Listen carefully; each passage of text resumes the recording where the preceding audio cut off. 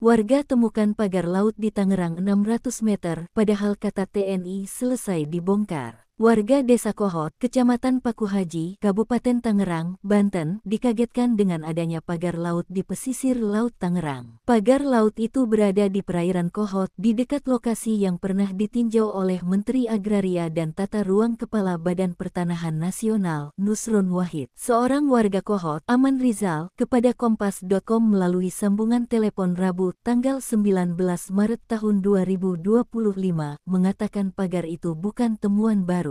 Pagar laut itu berada di perairan Kohot di lokasi di mana ada proyek perusahaan yang tengah melakukan reklamasi. Menurut Aman, sejumlah nelayan sudah mendekati lokasi dan memperkirakan panjang pagar laut itu sekitar 600 meter dengan tinggi 2-3 meter. Pemasangan pagar laut itu, lanjut Aman, diduga dipasang bersamaan dengan pagar laut lain sekitar tahun 2024. Pagar laut itu tertancap kokoh karena dipasang oleh alat berat ekskavator. Makanya, siapa yang bisa cabut, enggak bisa dicabut dengan tangan kosong, ujar dia. Aman mengatakan, warga Kohot kecewa dengan masih adanya pagar laut tersisa yang belum dicabut itu. Sebelumnya, Komandan Pangkalan Utama TNI Angkatan Laut 3, Brigjen TNI Heri Indarto, mengatakan pembongkaran pagar laut sudah tuntas pada Kamis tanggal 13 Februari tahun 2025.